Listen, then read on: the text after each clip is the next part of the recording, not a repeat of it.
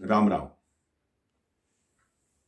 हमारे देश में कई ऐसे संत हुए जिन्होंने प्रभु को, ईश्वर को, भगवान को भी विवश किया कि जो वस्तु उनकी किस्मत में नहीं थी उसको देने के लिए। एक महान संत हुए जिनका नाम मरकंड था। उनके लेख में, उनके भाग्य में संतान का सुख नहीं था।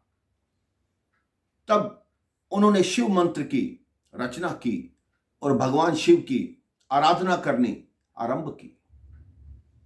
भगवान शिव प्रसन्न हुए, उनके सामने प्रकट हुए। तब मरकंड ऋषि ने कहा कि हे नीलकंठ, मुझे संतान का सुख दीजिए, मुझे एक पुत्र दीजिए। भगवान शिव ने कहा, मैं आशीर्वाद से आपको पुत्र तो दे सकता हूं, लेकिन वो अल्पायु होगा।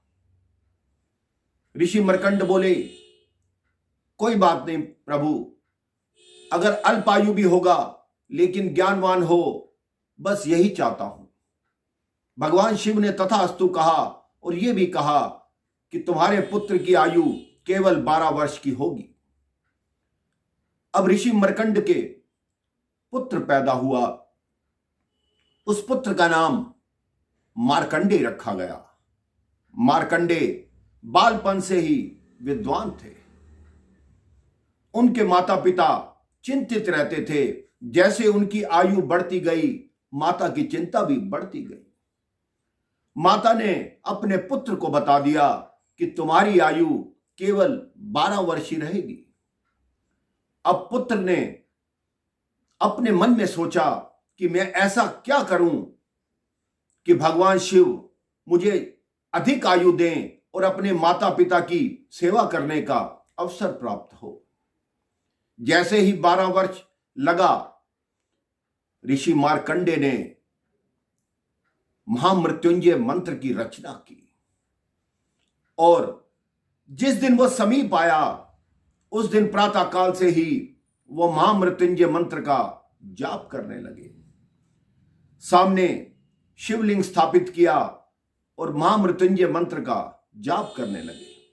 यमदूत आए उनको लेने के लिए, क्योंकि उनका समय पूरा हो चुका था, लेकिन यमदूतों की हिम्मत नहीं हुई। वो वापस लौट गए। यमराज से बोले कि प्रभु, हम उसे कैसे ला सकते हैं, वो तो महाकाल की आराधना कर रहा है। तो यमराज ने कहा, ठीक है, उसको लेने मैं स्वयं जाऊंगा। जैसे ही यमराज लेने पहुंचे, वो बालक एक ही मंत्र का जाप कर रहा था, त्र्यंबकम यजामहे सुगंधिम पुष्टिवर्धनम उर्वारुकमेव बंधनान मृत्युर्मुक्षीय मामृतात। बार बार इसी मंत्र को जप के जैसे ही यमराज जी ने क्रोध दिखाया, उस बालक ने शिवलिंग को आलिंगन कर लिया और जोर जोर से भगवान शिव का महामृत्युंजय मंत्र पढ़ने लगा।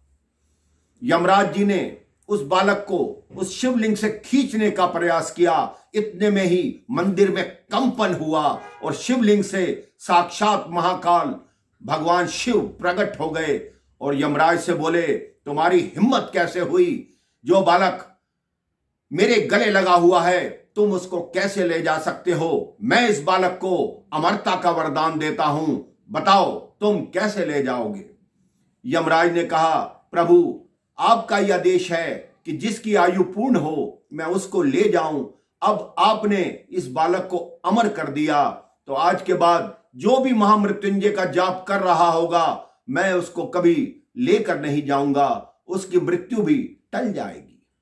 आपसे भी निवेदन है कि सच्चे मन से भगवान का जाप कीजिए। भगवान शिव बहुत ही शीघ्र प्रसन्न होने वाले हैं। वो सबकी मन की मनोकामना पूर्ण करते हैं। एक बार प्रेम से बोलिए, ओम नमः शिवाय।